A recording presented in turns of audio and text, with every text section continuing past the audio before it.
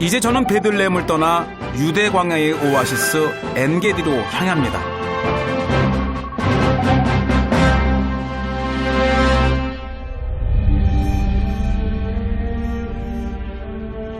예루살렘 동쪽에 펼쳐진 높고 황량한 땅.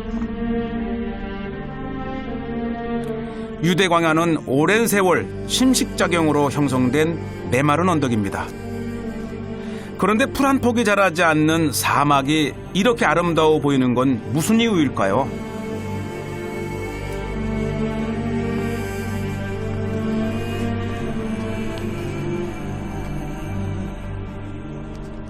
아마 이스라엘에서도 가장 독특한 지형을 갖고 있는 것이 바로 유대 광야입니다. 이 중앙 산악지대 해발 800에서 900의 높은 지대에서 이 사해 마이너스 400까지 급경사를 이루면서 이 수없이 이 내림 이 빗물이 계속 흘러가면서 형성된 이 와디라든지 이 구릉이라든지 아주 유대 광야만이 주는 특별한 매력이 있습니다. 물결치듯 펼쳐진 구릉 사이에 깊이 파인 마른 골짜기. 협곡 절벽에는 아슬아슬한 모습으로 수도원이 자리해 있습니다. 1500년 전 지어진 이 수도원에선 지금도 수도사들이 기거 중이랍니다.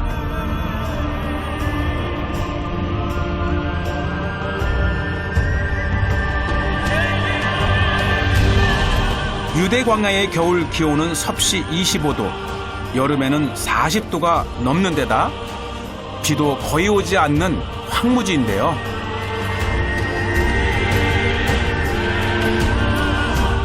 이곳에 푸른 낙원이 숨어 있습니다. 광야의 오아시스 엔게디입니다.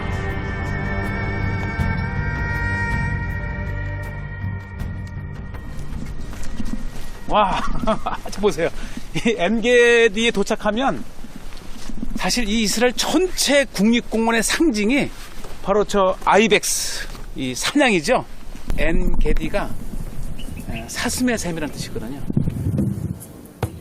척박한 광야에서 살아가는 동물도 놀랍고 군데군데 보이는 초록빛 나무도 신기하기만 합니다. English? English, yes. Yes. It's beautiful and quite morning. I know, they're all over here. Ah, wow. They're climbing trees. Oh, really? Yeah, it might be back here. You might have missed them. They're up in the trees. Really? Yeah. They sure are. Ah. Yeah. Oh, absolutely. Yeah, we've been all over Yes. Israel. We're getting ready to leave Yes. tomorrow. Wow. Yeah. We've been here 17 days. Ah, 7 days. Yeah. Almost 3 Yeah. weeks, 2.5. Yeah.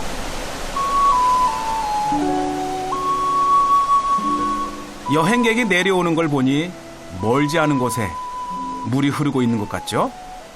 발걸음을 재촉해 봅니다.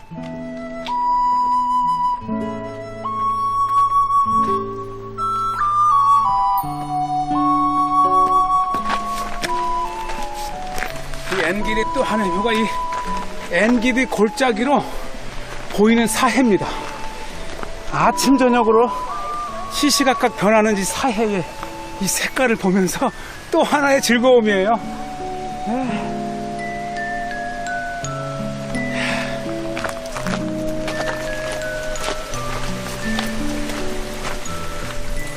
물소리가 점점 커지는데요.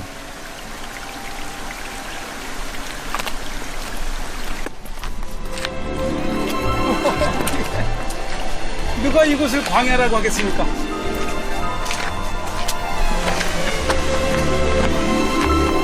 저를 이끈 소리의 정체는 시원하게 떨어지는 폭포수. 이 정도의 폭포는 우리나라에도 많지만 막막한 광야에서 이런 폭포를 만난다는 건 기적 같은 일입니다.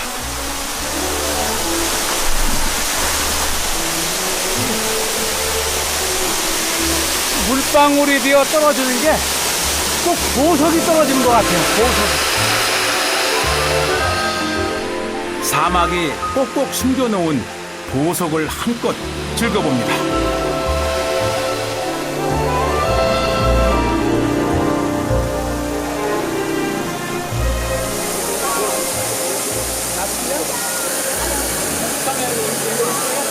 We are from Latvia. And Yes. from which country you are? Korea. Oh, wonderful.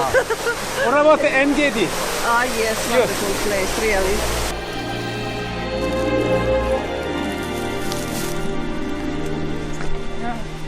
Fantastic, huh? Yeah. Oh, where are you from? Germany.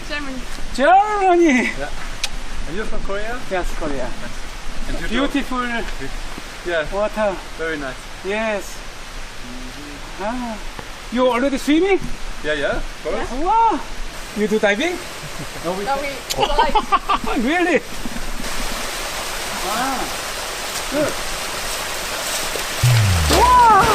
보기만 해도 시원하고 부럽습니다.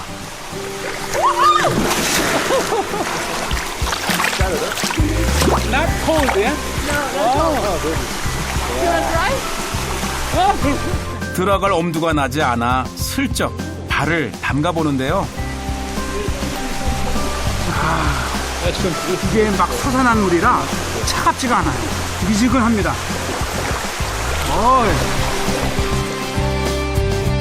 행복한 커플의 오아시스 데이트를 뒤로하고 저는 엔게디의 가장 깊은 곳으로 들어가 봅니다.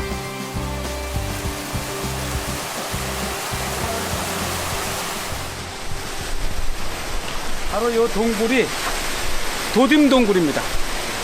이 바위폭포에 마지막 물이 모였다가 이제 흘러가고, 이 성경에 보면 이 다윗이 이 사울을 피해서 유대 광야를 도망 다닐 때에 엔게디에 숨어 들었을 때 아마 다윗이 이곳에 숨지 않았나, 또 이렇게 유대인들은 얘기를 합니다.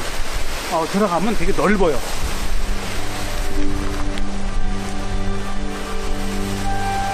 실제로 그 모습을 확인하기 위해 동굴 가까이 내려갔는데요. 물과 나뭇잎에 가려져 있던 공간이 모습을 드러냅니다.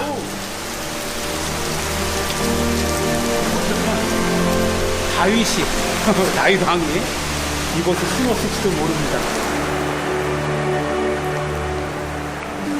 성서 속 이야기가 더해져 한층 신비로운 오아시스 엔게디입니다.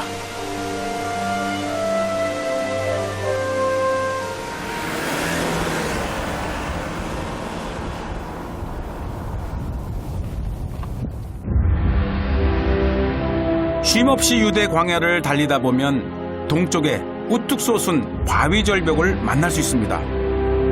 400여 미터 높이 만들어진 난공 불락의 요새 마사다입니다. 마사다는 이스라엘 사람들에게 특별한 의미를 가진 성지인데요. 과거 예루살렘이 함락되고 난 뒤 1천여 명의 유대인들이 로마군에게 마지막으로 저항했던 곳입니다. 이 마사다의 하이라이트는 이 북쪽 헤롯의 궁입니다. 그러니까 이 마사다 자체도 큰 요새지만 그 안에서도 일반인들이 접근할 수 없는 이 북쪽 끝에 이렇게 이제 3계층의 이 궁을 만들어 놓고 거했던 거죠. 1층, 2층, 3층을 정말 아주 완벽한, 왜냐하면 이 자체가 가장 가파르거든요. 그러니까 이 안에를 밑에서는 접근할 수가 없는 거예요. 그래서 이 마사다는 천연의 요새다, 이렇게 얘기를 합니다. 당시에 얼마나 처절한 로마의 공격이 되었는지를 알 수 있는데요. 이 마사다에서 저항하던 이 유대인들이 이 로마가 쏘아올린 이러한 공격을 받아가면서까지 3년을 버팁니다. 바로 이것이 이제 로마가 쏘아올린 그러한 공성태 돌 포탄이죠, 중에 하나입니다. 이야, 이게 끔찍도 안 하는 거 보면 기본 100kg 이상 되는 돌 포탄이 쏟아졌다고 한번 생각을 해보십시오. 광야의 절벽에서 당시 저항하던 유대인들은 어떻게 3년을 버텼을까요? 내려가면서 저 건너편 사각형 진지가 로마인의 진지입니다. 그러니까 이 궁이 천년의 요새이긴 하지만 저 서쪽 높은 곳에서 이 궁을 공격할 수 있는 거죠. 여기서 이제 특이한 것이 이 3층에서 2층, 2층에서 1층을 오르내릴 때에 이게 저거로 노출이 되잖아요. 그러니까 이 안에 거대한 탑을 만들어서 그 탑 안에서 돌아서 내려가도록 계단을 만들었습니다. 각 층을 돌아내릴 때에 완벽하게 탑으로 쌓여 있기 때문에 안전하게 비밀의 통로를 통해서 1층까지 내려왔습니다. 성벽에는 당시의 역사가 고스란히 남아 있습니다. 요새에서 끝까지 항전했던 유대인들은 점령 위기에 처하자 로마에 굴복하지 않고 스스로 죽음을 선택했다고 합니다.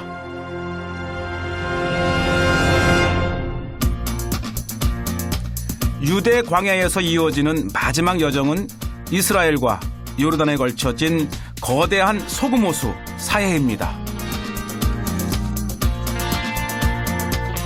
생물이 살 수 없어 죽음의 바다로 불리지만 투명한 물속에 피어난 새하얀 소금꽃은 멋진 풍광을 자아냅니다.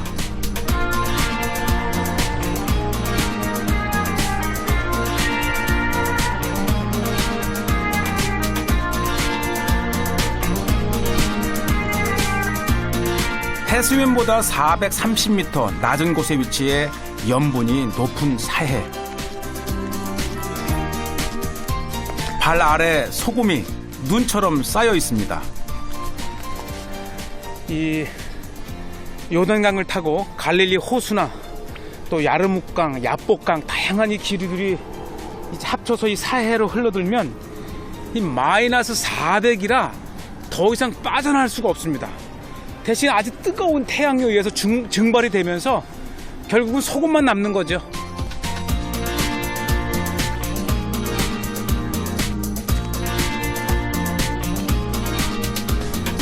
온통 바닷속에 눈이 내린 것 같아요. 새하얀 눈이 쌓인 듯이 소금이 이렇게 결정되어 있습니다. 아예 돌을 덮어버려서 이렇게.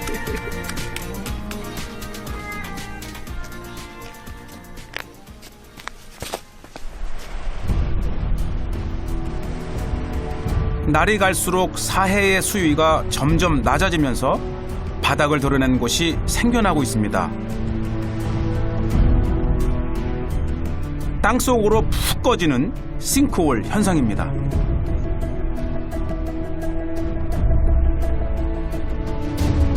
규모가 커서 마치 작은 호수처럼 보이는데요. 이런 싱크홀이 곳곳에서 발견됩니다. 최근 들어서 이 사해의 가장 특징적인 현상이 바로 싱크홀입니다. 우리가 이제 사해 하면 보통 뭐 마이너스 400, 이 지구상에서 가장 낮은 곳이라고 하는데 지금 마이너스 430이에요. 계속 매년 1m씩 이 사해 물이 줄어들면서 이 사해가의 물 깊은 해안가에 잠겨있던 물들이 이 수위가 낮아지면서 그게 빠져나옵니다. 그러면서 그 공간이 덜컹 주저앉으면서 지금 보세요. 마치 이 폭격을 맞은 듯한 이 싱크홀 현상이 굉장히 심해요. 균열이 간 곳은 지진이 난 것처럼 틈새가 갈라져 있죠. 보세요. 이게 계속 물이 줄어들면서 이 스스로 결정돼서 바닥에 드러난 이 사해의 바닥이 마치 그 얼음이 북극에서 얼음 깨진 것이 이렇게 이 울퉁불퉁 이 균열을 잃은 것처럼 보이는데 이게 사실은 다 소금입니다. 아주 단단해요. 네, 단단합니다. 아주 그 쓴 아주 그 쓴 맛이 굉장히 강하고요. 이게 피곤할 때는 달콤해요.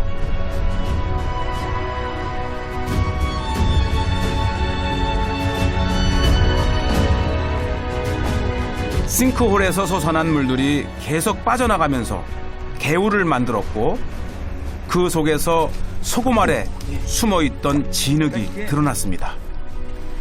이야, 보시죠. 아주 천연의 머드입니다. 고대 파피루스의 기록에 보면 이집트의 그 클레오파트라도 이 사해의 머드에 매력을 느끼고 이 정기적으로 이걸 파다가 자기의 아름다움을 유지했다는 파피루스의 기록도 있습니다. 제가 이렇게 이거를 하면 그대로 이게 와 싱크홀 덕분에 피부에 좋은 머드를 발견했는데요. 이렇게 많이 발라주면 제 피부도 클레오파트라처럼 예뻐질까요?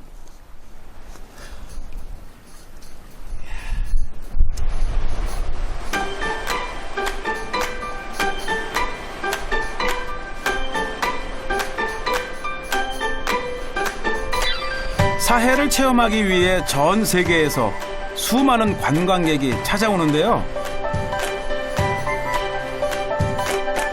겨울에도 기후가 따뜻해 지금이 수영하기에 딱 좋은 날씨입니다.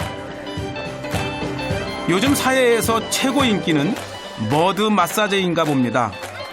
모두들 즐거워 보이는데요.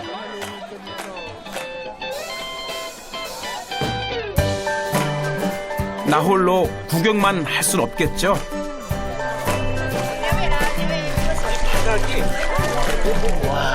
아, 이 머드예요, 머드. 오.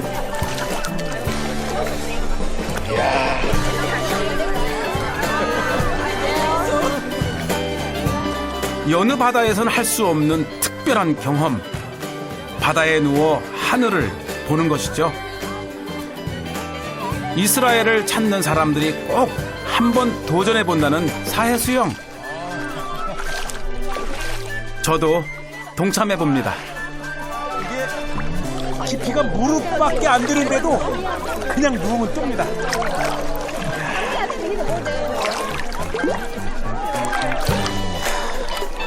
사해만이 주는 이 평안함이 있습니다. 완전히 힘을 한번 빼면 수영을 못해도 참 좋습니다.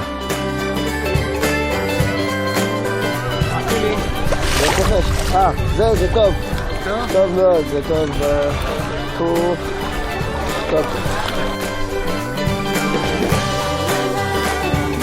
여행지에서 느끼는 낯선 즐거움이란 바로 이런 게 아닐까요?